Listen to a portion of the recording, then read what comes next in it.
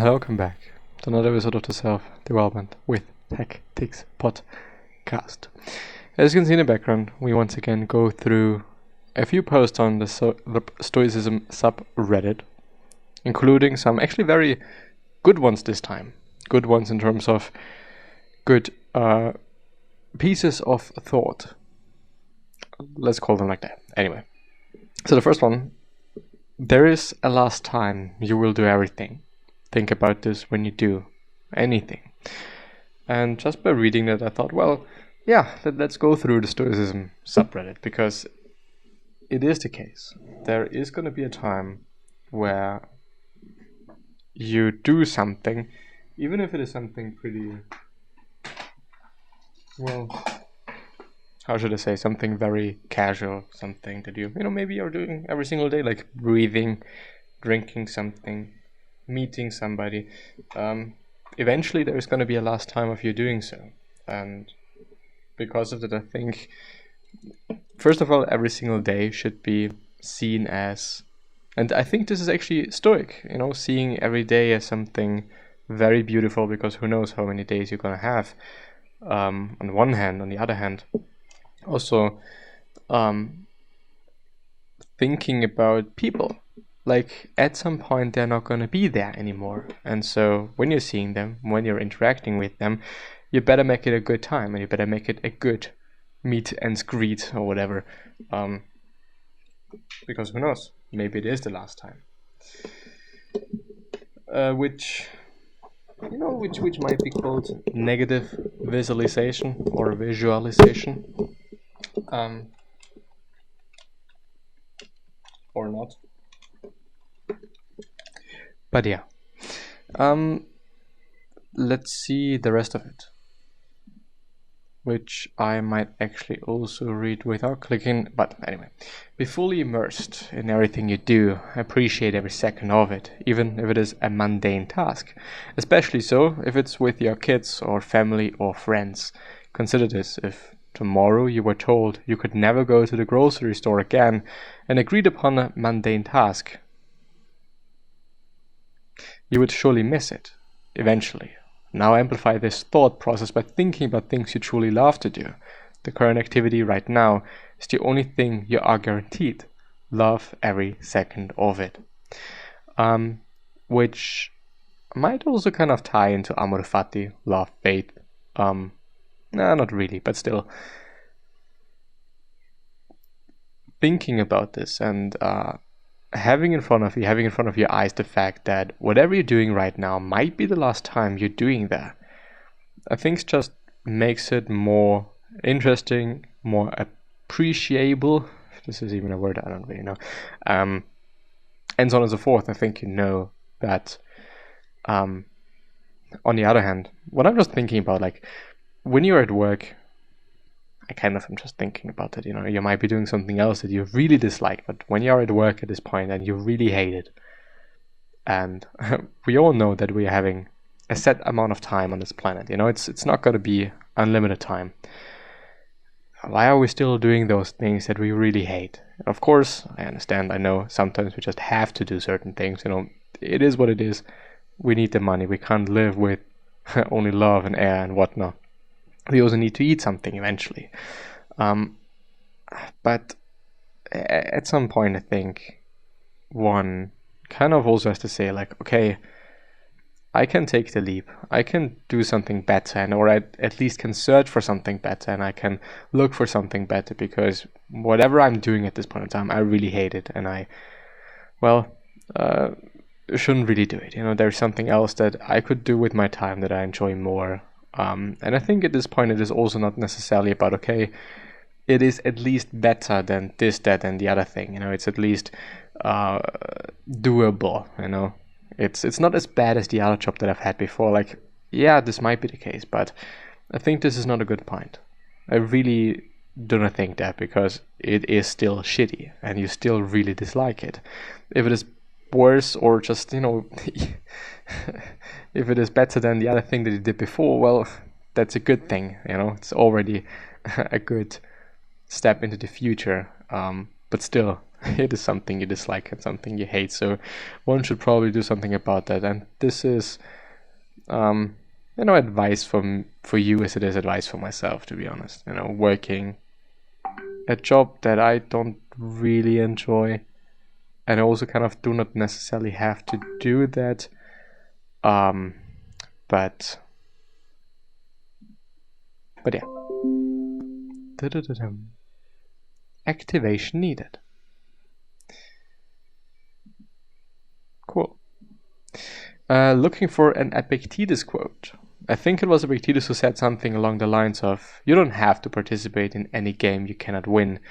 That is a very rough rendering of the quote, but does that ring any bells for anyone? If so, can you tell me where it is from, please? Let's actually have a look, because it sounds pretty good. Pretty nice. Please. Oh, there was even a please. Saying please, very important. Being thankful and nice, very important. Chapter 19. You will never have to experience defeat if you avoid contests whose outcome is outside your control. Don't let your outward appearances mislead you into thinking that someone with more prestige, power, or some other distinction must, on that account, be happy. If the essence of the good lies within us, then there is no place for jealousy or envy. You will not care about being a general, a senator, or a consul, only about being free. And the way to be free is to look down on externals. Because we can't change it. And if we value external things, and this is, one very big thing in Stoicism, knowing that there are some things that are outside my control and some things that are in my control. External things, and them kind of controlling how I feel, and also how I feel about myself, and many more things. It's not a good place to be in. It really is a shitty place to be in, to be honest. Because I can't control it, and I am then inevitably going to really feel bad, because I can't do anything about that. So try to not be led by external things, external opinions, whoever it might be. I still think I myself, I'm not trying to be too extreme with it.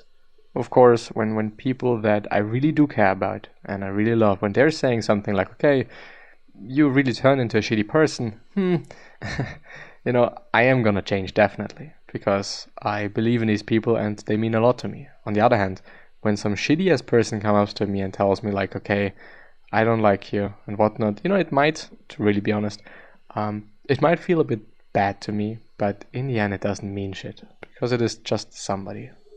It's just something external, someone external. External things, by the way, are also materialistic things. Of course, losing certain things,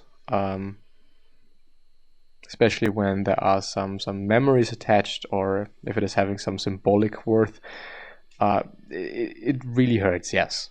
But it is still something objective. I mean, yeah. To be like the rock that the waves keep crashing over, it stands unmoved and the raging of the sea falls still around it. Meditations by Marcus Aurelius. It took me a long time to wrap my head around this quote. Perhaps it was due to my misconceptions of Stoicism itself, despite being reiterated numerous times. I simply couldn't understand what it meant for a Stoic to embrace emotion instead of ignoring it. In the most simplistic way of understanding, I used to think that the rock remains unchanged, unaffected by the currents, being a metaphor for how people who practice Stoicism remain wholly indifferent to the misfortunes that would otherwise cripple the lives of people. However, being unchanged is a wrong idea. Despite the strength and endurance of the rock, the raging currents eventually erode and change the surface of the rock. And there's a bit more to it. Of the rock, just like how events shape us. It slowly chips away at our being, taking pieces of us with the time we march closer to death. It is a part of a natural cycle. I like to think the rock represents our fate, as we are in no position to determine what happens to us, how turbulent the waves we encounter will be, or which coast we are blessed with. However, it continually accepts its hardship as long as it does not do harm to others. It does not whine about how tiresome the waves were yesterday, nor does it worry about strength of the waves tomorrow. It sits in silence, embracing all which life has to offer. I would ask myself at 3 a.m. if this meant that Stoicism is about being passive, succumbing to all of life's misfortunes that come my way. I'm not sure if I have a good answer to this question, as I am still learning. I think it was at this juncture that I started to piece the works of other Stoics, such as Seneca, who said that we suffer more in imagination than in reality. You've probably seen this quote 1,000 times, but why not once more? High tides never last, even more so tsunamis. If I, as a rock, let these events pass, and has not yet broken me, I have no reason to fear the next one, nor should I mourn what I lost in the previous disaster. I am alive, and I am well. The sea does not take pieces, rather I have returned a piece of me to nature. Everything we have is on borrowed time, waiting to be returned to nature. The sun rises in the east, it sets in the west. The waves will continue flowing unapologetically, for it is in its nature to flow and to keep meeting the shore. It is in my nature, as a rock, to hold my place and to weather all obstacles, whatever they may be. It's my reflection today. It's been officially a few months since I started reading on Stoicism and just felt like sharing my interpretation of this quote today. It might not be unique or even partially wrong, but I'm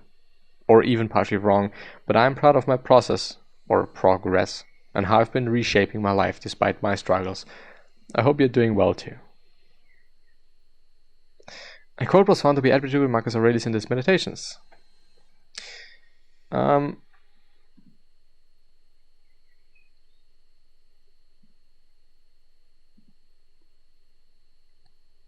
the contrary, I find it to be an active exercise, actively assessing the judgments we have placed on outcomes, shaping them if need be,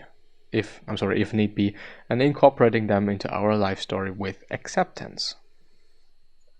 Even aside from exercise, I don't believe it's meant to be passive or quietist in any way. The ancient Stoics embrace taking action in just and wise ways.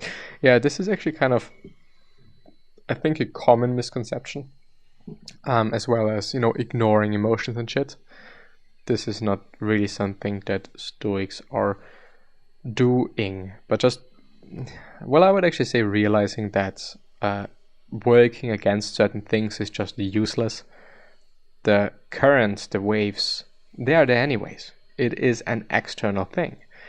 The only thing we can change about it is how we see it, our opinion and our worldview that we're having towards this particular thing or in general. This might be changing something, but anything else is just gonna stay the same. Period. We can't do anything about that. And one last thingy thing.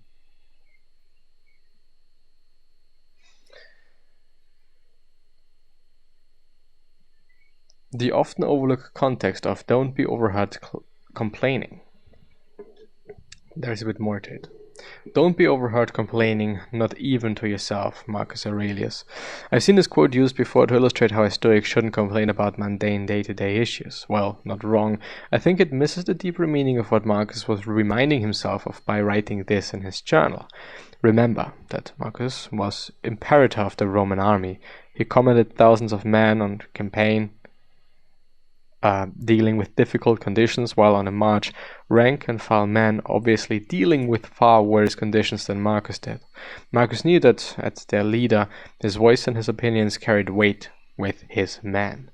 One peep of discontentment or worry out of him, and the moral of his whole army could be compromised. Hence why he reminded himself to never be overheard complaining. Not simply because complaining isn't Stoic, but because if he was, it could have real consequences. While I may not be in the military, I do occupy a leadership role in my industry, not unlike an officer. Communication with my crew is a main part of my job, and because of that, my voice carries weight with them. If I complain about a setback or a difficult client, it will influence the moral of my co-workers and potentially affect their performance. This is something I struggled with early in my career and have only recently started to appreciate. I can't control whether or not my words affect the people I work with. I can control what I say out loud and in what tone. Being cognizant of that will help create a better work environment and experience for everyone involved, thus improving the performance of my crew. So in short, Marcus isn't just reminding himself to not complain, he's reminding himself of his responsibilities as a leader. I think this sentiment is crucial throughout life.